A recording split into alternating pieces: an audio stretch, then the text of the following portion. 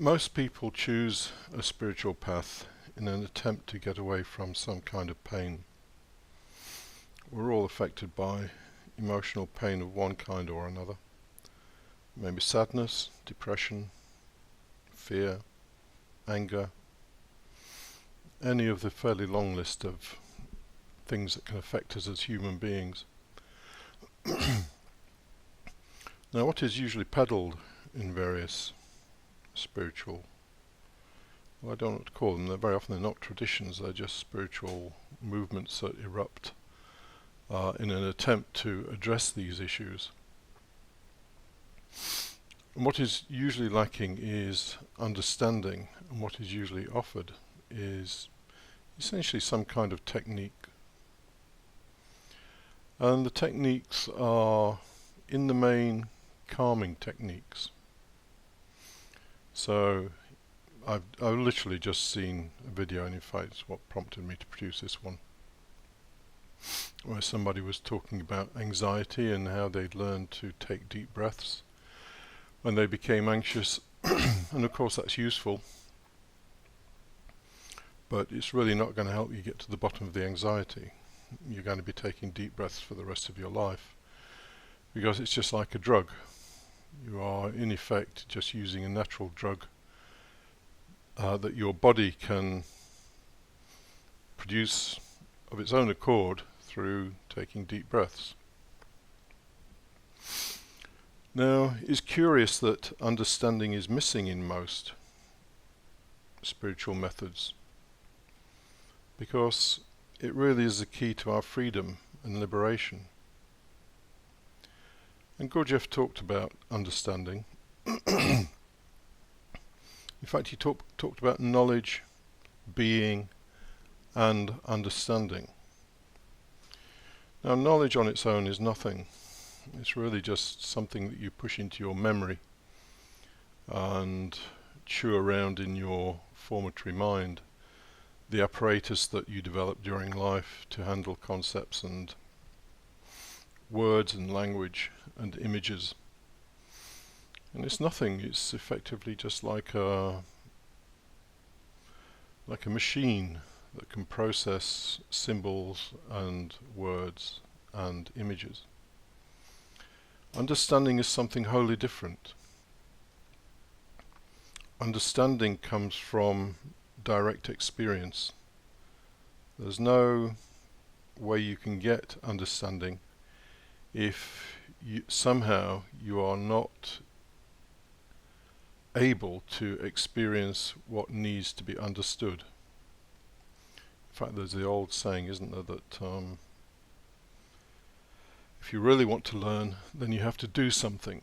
You have to do that very thing that you want to learn. So someone who is a carpenter will not become a carpenter by reading books about carpentry. They become a carpenter by actually doing it. And as such they gain an understanding of the nature of the material they're working with, namely wood, and the tools that they use, and the little tricks and techniques they can use to make the thing work. Things that really you would never pick up just by reading about something. So understanding comes from living in reality. Now, I think I've mentioned in previous videos or podcasts that I was involved with 3 Gurdjieff schools, 2 of them fairly close to the source. If all 3 in truth, depends how you measure closeness, and I shall always be grateful to the people that helped me in those groups. But the thing that did frustrate me was a lack of understanding. There was a great deal of work in the sense of evoking emotions and techniques to go within oneself, but very little in the way of actually understanding how these emotions arose, and actually seeing that, seeing the situation in which they would arise, and understanding why those emotions were as they were. Once you understand that, you can gain freedom from them. I've found that in my own practical experience. And I've found that there's nothing, or there's no substitute for that real life work on oneself, in the sense of observing what's going on and understanding what is going on. Observation is not enough on its own. Self-observation is a wonderful thing. It allows us to literally just see what's going on. But if there's no understanding of why a certain state has arisen, then there's no moving forward. I'll give you an example.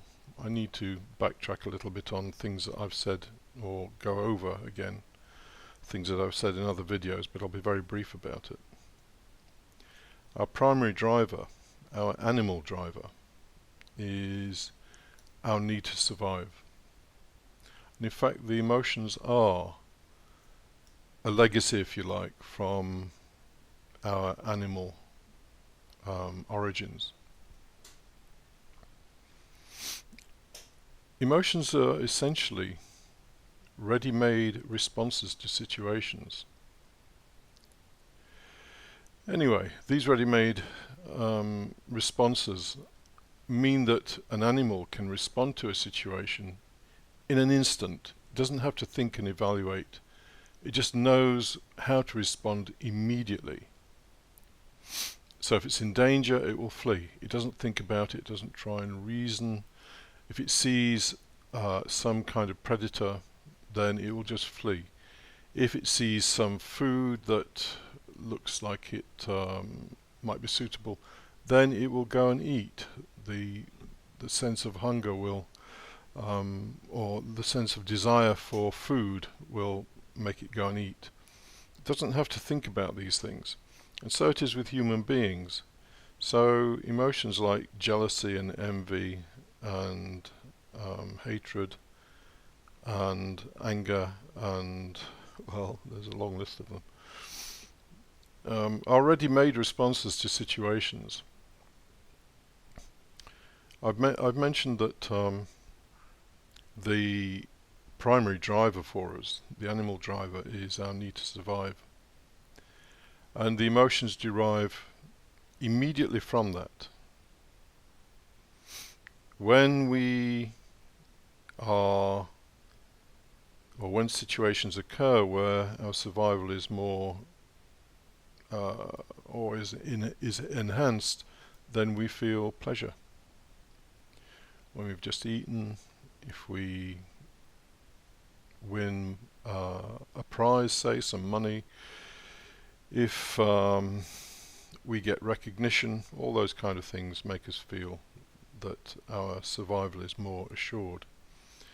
On the other hand, if our survival is threatened, then we experience negative emotions. Now, this thing of our survival being threatened doesn't have to be, oh my God, in the next 5 minutes I'm going to die. It's simply the feeling of a diminishing of power. So let me talk very specifically about envy. Envy is actually a form of hatred. It's a form of hatred that is directed towards someone who has been favored by fortune. Why do we feel envy? Because they have something that we would like. So if someone near to you wins a large amount of money or inherits a large amount of money, you may feel envy because you too would undoubtedly like quite a large amount of money. And you then get a contrast between the situation you're in and the situation they are in. And it looks like, the impression is that they have a more, or they are more likely to survive. Their prospect of survival has been enhanced, and yours is still the same, but actually you feel diminished because there's a contrast taking place.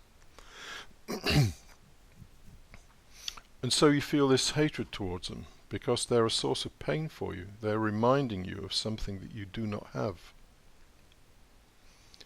And so you hate them. It's very hard for people to look at these emotions and to be honest about them. But that's what's going on. Now, once you understand that, and by the word understanding, I do mean you have been in that situation where you feel envy, you have had the honesty to acknowledge that in yourself, and the ability to analyze what is going on. When you can do that kind of thing, then envy will diminish. You don't have to make it diminish, it will just diminish. Because the curious thing is that by understanding it, it somehow loses its power. And this is the same for all the other emotions. It's the same for fear. In fear, you have to understand why you are feeling fear. I mean, we all feel fear because we feel our survival is being threatened in some way or other.